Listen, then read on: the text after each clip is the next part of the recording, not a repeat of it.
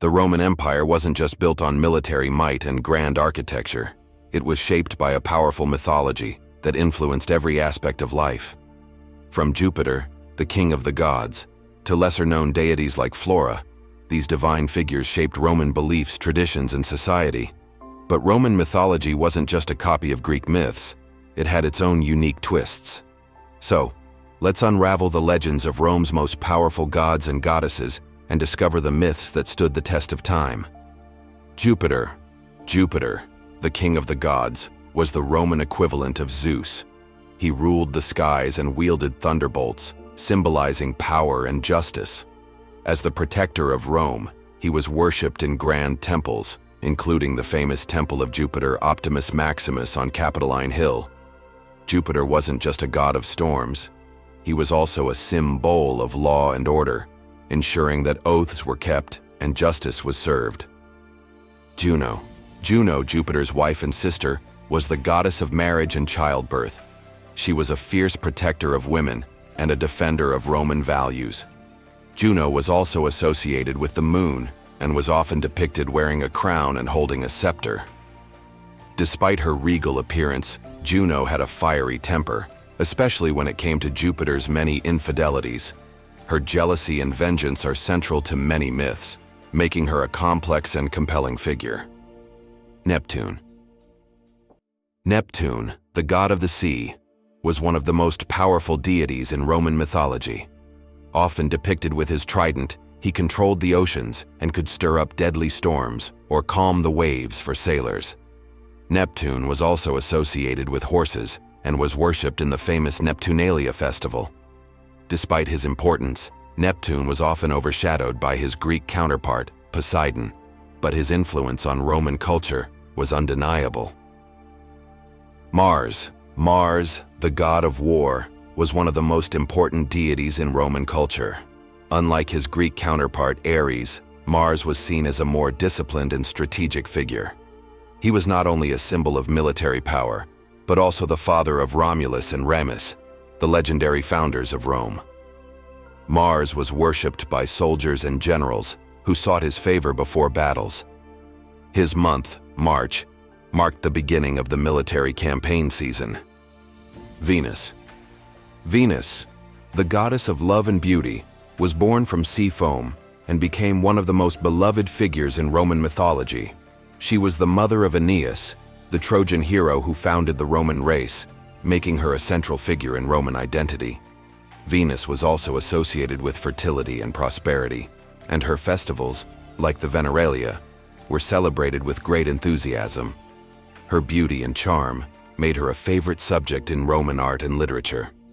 Minerva, the goddess of wisdom and warfare, was known for her strategic mind and craftsmanship. She was a virgin goddess, highly respected for her intelligence and skill. Minerva was often depicted with an owl, a symbol of wisdom, and was worshipped by scholars, artisans, and warriors. Her temple in Rome, the Temple of Minerva Medica, was a center of learning and culture. Apollo, the god of the sun, music, and prophecy, was a multifaceted deity who played a key role in Roman mythology. He was associated with healing and the arts, and his oracle at Delphi was one of the most famous in the ancient world. Apollo was also a god of light and truth, often depicted with a lyre and a laurel wreath. His influence extended beyond religion. He was a symbol of harmony and balance in Roman culture. Apollo's festivals, like the Ludi Apollinaris, included music, poetry, and athletic competitions. His temples were places of healing, where people would seek his guidance through oracles and prayers. Apollo's connection to the sun also made him a symbol of enlightenment and knowledge. Diana, the goddess of the hunt and the moon, was a protector of nature and women. She was often depicted with a bow and arrow, roaming the forests with her band of nymphs. Diana was also associated with childbirth and was worshipped by women seeking protection during pregnancy. Her temple at Aricia was one of the most important religious sites in ancient Rome. Diana's festivals, like the Nemeralia, included torchlight processions and offerings of fruit and flowers. Her influence extended beyond the hunt. She was also a symbol of independence and strength, as seen in her role as a virgin goddess who rejected marriage and domestic life. Mercury. Mercury, the messenger of the gods, was the god of commerce, travel, and thieves. Known for his speed and cunning, he was a trickster who could move between worlds. Mercury was often depicted with winged sandals and a caduceus, a staff entwined with snakes. He was worshipped by merchants and travelers who sought his protection on their journeys. Pluto. Pluto, the god of the underworld, ruled over the dead and the riches of the earth. Though often feared, he played a crucial role in maintaining the balance between life and death. Pluto was associated with wealth and agriculture, as the minerals and crops came from the earth. His wife, Proserpina, was the goddess of spring, and their story symbolized the cycle of life and death. While the major gods and goddesses often take the spotlight, Roman mythology is also filled with lesser-known but equally fascinating characters. These figures may not have been as widely worshipped, but their stories are just as intriguing. Let's meet a few of them.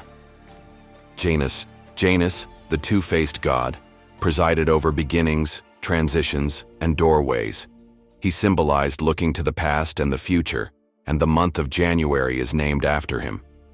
Janus was often invoked at the start of new ventures, and his temple in Rome had doors that were opened during times of war and closed during peace. Vesta. Vesta, the goddess of the hearth and home, was worshipped by the Vestal virgins, who tended her sacred fire. This fire was a symbol of Rome's eternal flame, and its extinguishing was seen as a bad omen. Vesta was a symbol of purity and stability, and her temple in the Roman Forum was one of the most important religious sites. Cupid. Cupid, the god of love, was known for his mischievous arrows that made people fall in love. He was often depicted as a playful child with wings, but he could also be a powerful force of nature. Cupid's stories often involved him causing chaos with his arrows, but he was also a symbol of the transformative power of love. Cupid was worshipped in the Lupercalia festival, where couples would exchange gifts and prayers for fertility. His influence extended beyond romance. He was also a symbol of desire and passion, as seen in his role as a companion to Venus. Cupid's image was often used in art and literature to represent the unpredictable nature of love. Faunus. Faunus, the god of the forest and fertility, was a nature deity often associated with Pan from Greek mythology. He was a protector of shepherds and their flocks, and his festivals, like the Lupercalia, were celebrated with wild revelry. Faunus was also associated with prophecy and was said to speak to mortals through dreams. Bellona. Bellona, the goddess of war, was a fierce companion of Mars. She symbolized the destructive aspects of war and was often invoked before battles. Bellona was depicted with a helmet and a sword, and her temple in Rome was a place where foreign declarations of war were made. Her festivals, like the Bellonalia, included rituals to honor the courage and sacrifice of soldiers.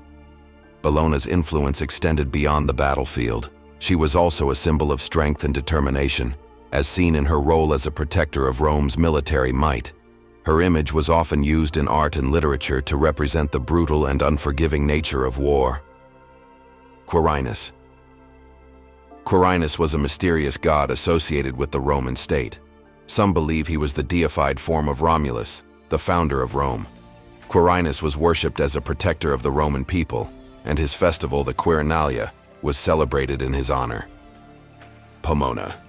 Pomona, the goddess of fruit trees and gardens, was a symbol of abundance and cultivation. She was often depicted with a pruning knife and was worshipped by farmers and gardeners. Pomona's stories often involved her rejecting the advances of other gods, preferring to focus on her orchards. Terminus. Terminus, the god of boundaries, protected property lines and agreements.